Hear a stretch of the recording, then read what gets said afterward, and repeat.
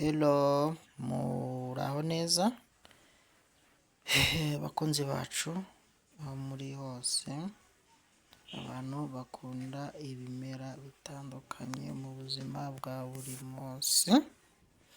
Kuri uyu munsi rero kuri channel yacu Bikorede TV tuje kwiga ku kimera bita mariflora. Ni umuti ukunda kuvura indwara nyinshi, ariko uyu muti gupfa kuwubona muri Afurika ntabwo biba byoroshye. Uzawubona azambwire, ariko ni umuti mwiza mu buzima busanzwe. Tugiye kuganira rero kuri uyu muti ku bantu badatwita cyangwa umuntu wabyaye rimwe ntiyongere gutwita. Ese bikubaho? Hari uzi ibyabayeho? Nawe uyu muti ndawukwifurije, uzawukoreshe urebe nimba bizakunda. Iyo tubonye icyafasha sosiyete turagisangira, tukareba ko nawe wagera aho uva ukagera n'aho ugera. Uyu muti rero ukunda gukoreshwa cyane n'abantu bo muri Egypt n'Abahindi bakunda kuwukoresha. Mujya mwumva bavuga ngo hari product ngo ziba zavuye mu Buhindi ngo zongere urubyaro, ngo zongere ubushake n'iki, ariko ikintu cyiza mba nshaka kubabwira, mujye mukoresha igiti muzi live icyo kimara n'akamaro kacyo. Atabura umuti uvangavanze ntubuzi izindi mbaraga ziba zirimo cyangwa izindi product, ariko yari umuti umeze utya n'ubumenyi. Hano tuba turi ni kwiga ubumenyi. Menya wenda ejo bishobora kuzagufasha cyangwa bigafasha undi mugenzi wawe. Murakoze cyane rero, tugiye kwiga kuri ubwo buryo gutwita, mbese kuki ntatwita kandi mbese ni iki kibitera. Ikintu cya mbere rero nkunda kubabwira, nimba ubona udatwita, warashatse umwaka umwe, 2, 3, 4, imyaka 5, imyaka 6, nta mwana mwari mwabona mu rugo, mwagiye kwa muganga barabapima neza, mbese buri kimwe cyose barakibakorera, ariko ntimwasama. Rero mu cyo bita culture y'ahantu cyangwa imico y'ahantu igira utuntu n'utundi. Bishobora kuba barakuzinze cyangwa warasambanye ukiri mutoya, ariko abantu bose ntibakunda batavuga gutyo. Akagira abantu babyitwara ngo impamvu ngo udatwita ngo nuko bavuze gutya. Oya, hari ukuntu bagufata ku ngufu uri akana k'agakobwa, kagira imiyorantanga igira gute yifunga, cyangwa bakakubwira ngo mufitemo imisemburo myinshi ituma utabyara. Ariko iyo umaze kumenya amakuru ko kwa muganga nta kibazo mufite kandi mushobora gutwita, haba harabayeho iki rero? Icyo tugiye kuganira. Mujye mudusangiza, mutwandikire, mutubwire uko bimeze, natwe tubabwire. Mbese ni ugusangira ubumenyi. Iwacu dukoresha ibingibi bigakunda, iwacu dukoresha ibintu bigakunda, kugira ngo turebe ko twakwiyubakira sosiyete. Uyu muti rero bita mariflora, ndaje mbabwira uko ukoreshwa n'indi miti 3 bongeramo, kandi bakunda kuwukoresha mu gihe ndaje. Rero ushobora kuba uri umukobwa baragutwaye umwenda w'imbere. Bari abantu mukunda kubura imyenda y'imbere, akenshi baba baragiye kuyikuzingiramo. Hajya bakuzinga kudashaka, hajya bakuzinga gushaka ntubyare, hajya bakuzinga kubyara bigendera, hajya bakuzinga gushaka ntubane n'umugabo, hajya bakuzinga kubona amafaranga nayo ubonye ntagire icyo akumarira. Mbese haba harimo ibintu byinshi, ariko bifite n'uburyo bikorwa n'uburyo bivurwamo. Hari n'ubundi buryo uri umugabo bakunda gutwara umukoba w'ipantaro hano dushyira umukandara, akenshi nabo barabazinga, ukaba uri umugabo pe imashini yawe ikora neza nta kibazo, ariko utabasha kugira gutera inda. Ibyo bintu nabyo bibaho cyane, ukamva ufite imyaka mirongo wenda abagabo barabazinga nabo, abakobwa cyangwa abagore sibo bazinga bonyine, ukagira imyaka 33, 38, 75, 70, ugasanga uracyari umusore. Si ukuvuga ko ubushake buba bufite mbese buri kimwe, ariko icyo kintu cyo gutekereza gushaka baragize gute, barakigukuyeho. Ikimenyimenyi rimwe na rimwe uzajya ukora ubone biraje, ariko ari no bikora bikaza bitewe, ntabwo umuntu yakuzigira buri kimwe cyose, ariko uwo ngo yaba ari n'umurozi w'umugome, ariko ibintu birakunda. Iyo rero ufite icyo kibazo cyo kuzingwa, babuze umwenda wawe, bafite uko bakuzingura, noneho ugakoresha n'ibindi tugiye kukubwira. Nimba utarashatse, nimba utarageze gute, iyi miti izagenda igufasha. Uyu muti rero Marie Flora ni umuti ukunda gukoreshwa cyane cyane ku bantu bakunda kurwara umutwe udakira. Hari abantu bakunda kurwara umutwe udakira, ariko bamwe na bamwe bakavuga ngo ni stress, ni stroke, ndugu yangu. Umutwe uhondagura mu misaya ugakubita n'amaso ukayakuba, ujye umenya ko umutwe ari umutererano. Nunywa ibinini ukanywa ukaba urwaye umutwe ukamara 2 cyumweru urwaye umutwe, uwo mutwe ni umutwe w'umutererano. Niba waragiye kwa muganga bakakunyuza mu cyuma bagasanga nta ndwara ufite, ndugu yangu wafashe nomero no Marie Flora uvura umugongo uryana hasi no mu kiziba cy'inda, ariko ukongeramo umuti bita inshinyaguzi, warangiza ukongeramo icyo bita indabo z'umusave. Abo bantu bakunda kurwara imigongo imeze utyo idakira, uyu muti uzabafasha. Uyu muti uvura bya bibyimba byo mu nda, uyu muti uwutekana n'igikakarubamba ku bantu bakunda kurwara ibibyimba byo mu nda. Ibibyimba tuvuga ni ibibyimba ujya kwa muganga bakakubaga ikibyimba, ejo bundi basubiramo bagasanga warwaye ikindi, bya bibyimba bitajya bishira mu nda, nibyo turi kuvuga. Ariko nimba bakubaze kikagenda burundu kigiye, ibyo nta kibazo. Twebwe akenshi twibanda kuri za ndwara z'intererano zibaho mu buzima, niyo mpamvu manza rero kubasobanurira.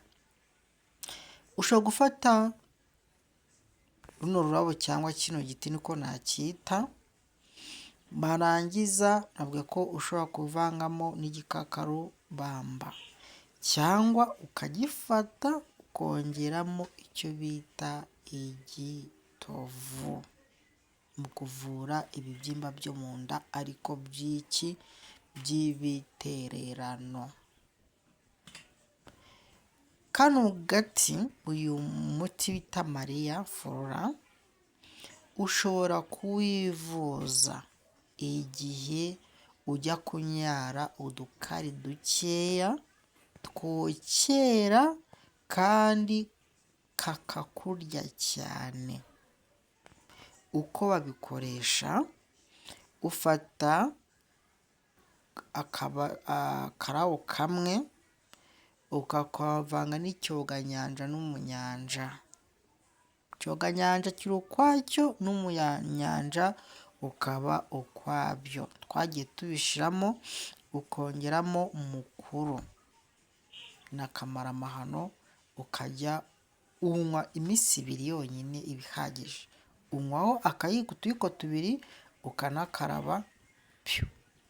Ibyo ngibyo ni nako kanya. Kano gati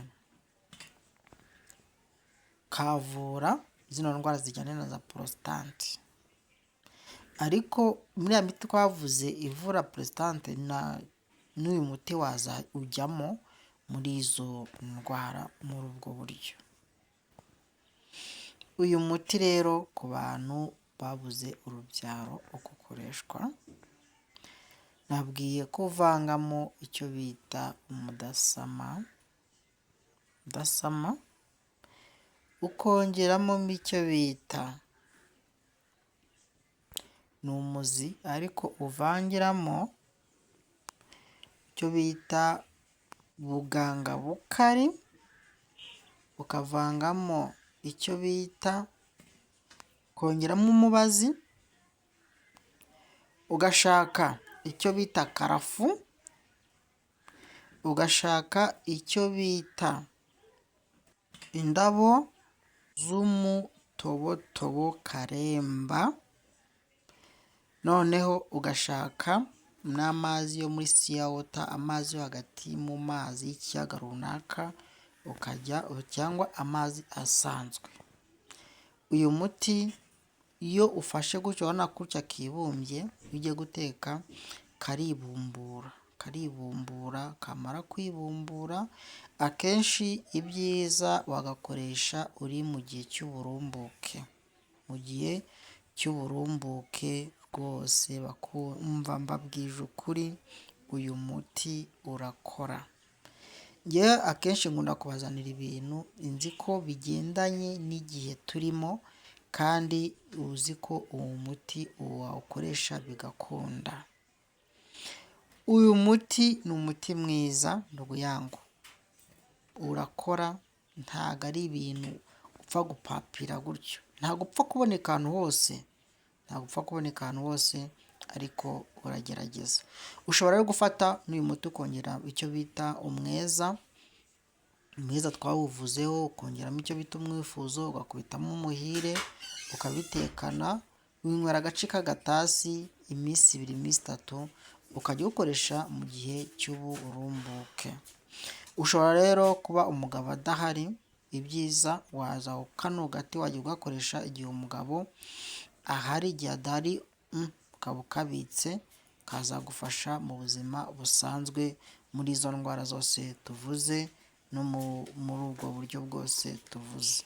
Kandi icyiza cy'uyu muti ku bantu bakora bizinesi, ukabona uracuruza bikanga ukuntu wabikora, uragenda ugafata kano gati kamwe ukakaraza mu mazi, ukongeramo icyo bita umubazi, warangiza ugakoropa aho ukorera, ugateramo ibyo bintu baba barakunyanyagirije aho hantu byo kutagira gute, byo kudakora, biba bigenda bishira.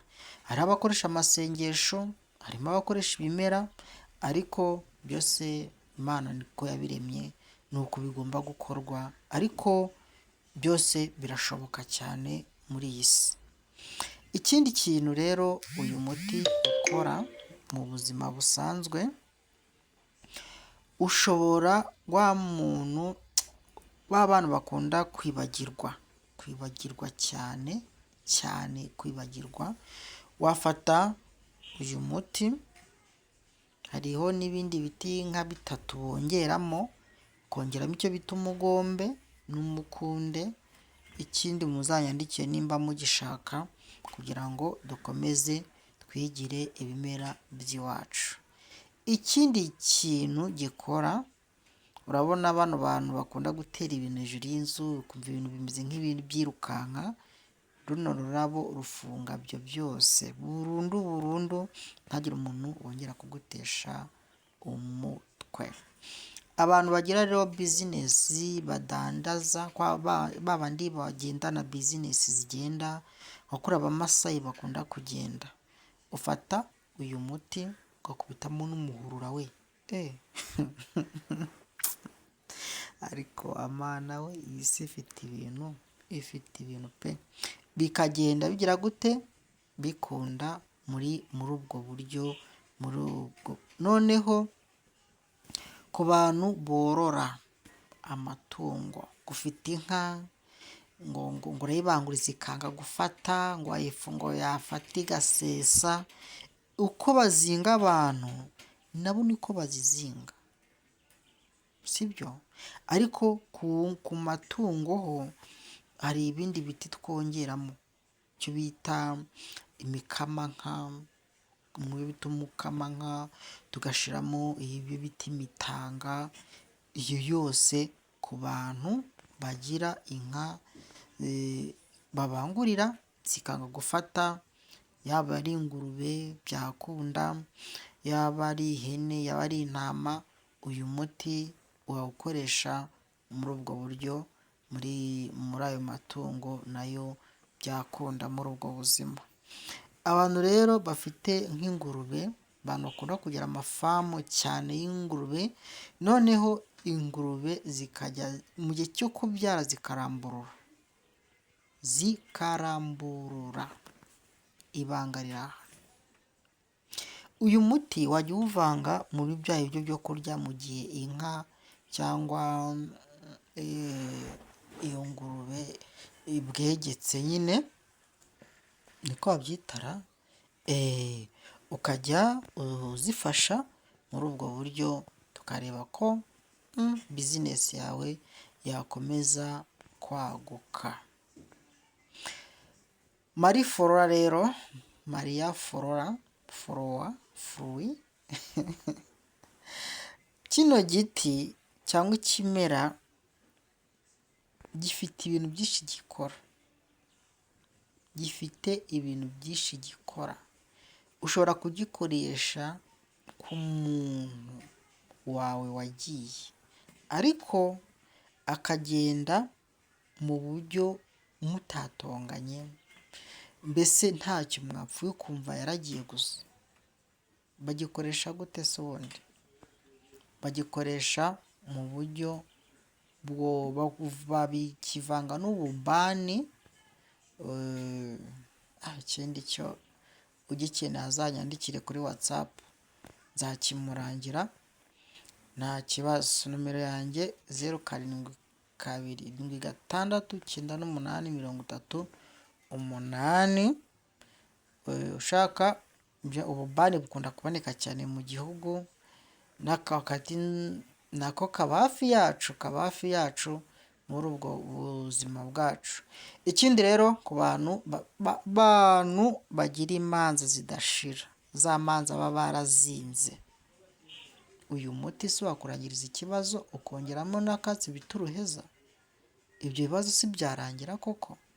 Kino cyatsi, nimba ufite umwana w'umunyeshuri yajya ku ishuri akaba yacumbagira, yagera ku ishuri agaterwa n'imyuka mibi, yajya ku ishuri akikubita hasi,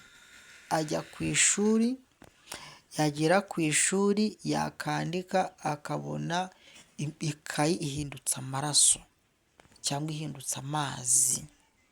Uyu muti uzagufasha, uyu muti kuvura ibintu byinshi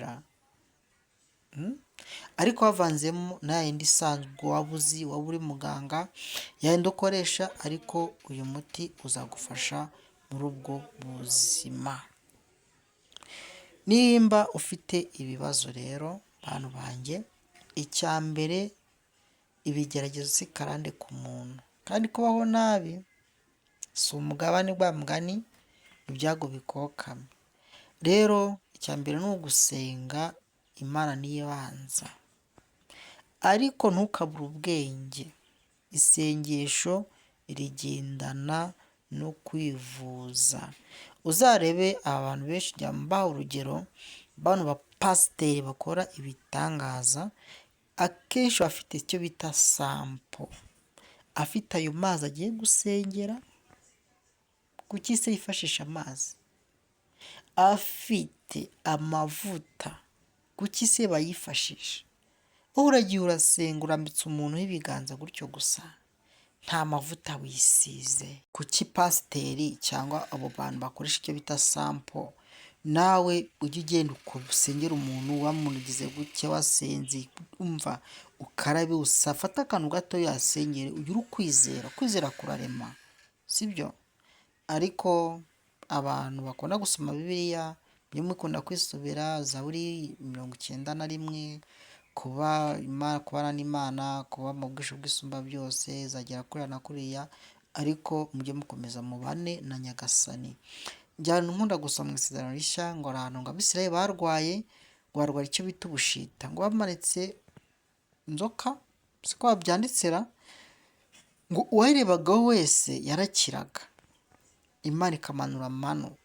Hariho abantu basenga, Imana ikakubwira ati shaka umuti uyu n'uyu uhereze runaka arakira. Ibimera rero Imana bishizeho si umutako, yabishyizeho kugira ngo bidufashe mu gihe turwaye kandi bitubere n'ibiryo, sibyo? Imana rero ikomeze ijye ibagura muri byose, situbanga, ahubwo ni uburyo twagura ubumenyi. Namwe mujye mudufasha mutubwire se dukora iki, dushaka ko dukora iki. Nagiye mbabwira imiti yagiye itambuka nyuma, ariko ngiye kujya mbakora pate ya kabiri, uburyo duteranya imiti, uburyo twongeramo ikindi. Ubishaka azatwandikira, numero twashyizeho, kandi Imana ibarinde cyane. Cawo cawo.